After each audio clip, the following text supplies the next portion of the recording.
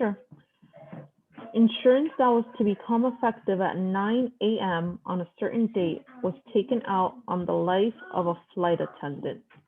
He died on that date at 10 a.m. local time, which was 2 hours before 9 a.m. in the time zone where the policy had been purchased. The insurance company contended that the policy had not become effective. A representative of the flight attendant's beneficiary, his mother, countered by arguing that the policy amount should be paid because the attendant had been his mother's sole support and she was ill. Awesome. So what was our conclusion, Sky?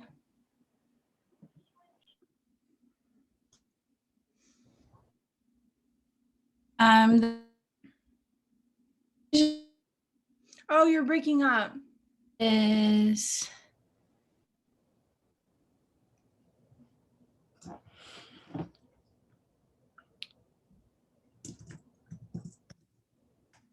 Can you hear me? Yeah, now I can. Yep. Hello? Yes, I can hear you. Okay. The conclusion is it the first sentence?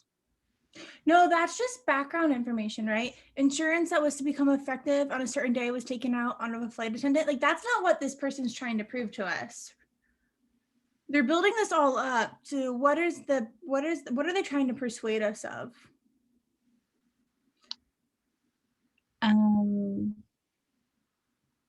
So would it be what the mom is saying? Yes. And so one big indicator word here is that we have the word because, which introduces a premise.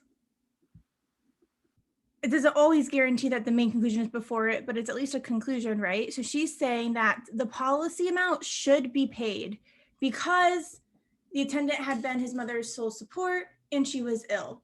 So what was your prediction for this one, Jessica? Like what flaw do you see here? I said, well, it can be heartless. I was like, well, it's sad that that's only her only sole support. She's sick. But regardless, that's the company's policy. And there's just not enough like argument on her hand to overturn a policy.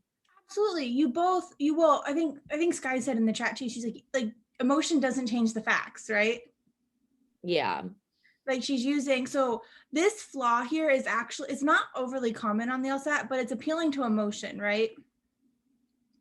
And so what answer choice, did we all get this? What answers did we say for this one? I chose B. Okay, did anybody say anything different?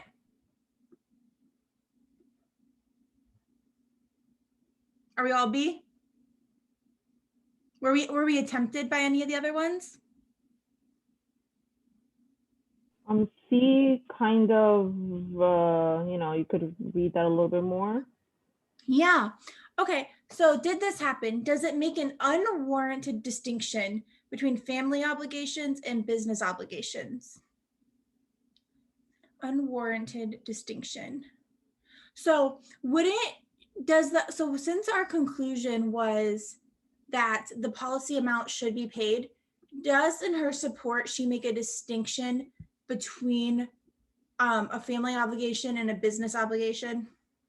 She doesn't even really bring up the business obligation, right?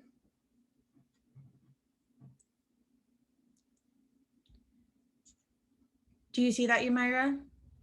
Yeah, definitely. Awesome. So for that first question, did this happen? No, because she never brings up the business obligation. Yeah. Does in her stimulus, does it appeal to emotion of pity rather than addressing the issue raised? Yes. And then is that a problem? Yes. So I think this is a good one to kind of practice the questions on because it's kind of easy to see, but that's a good warm up, I think. I thought this one was interesting because I've done a few flaw questions and the answer choice that's usually wrong is the appeal to emotion. Yeah. Well, I've never really had one where it was the right answer. And I was like, oh, this is interesting to kind of see it's not very common at all. So I do think it's helpful to see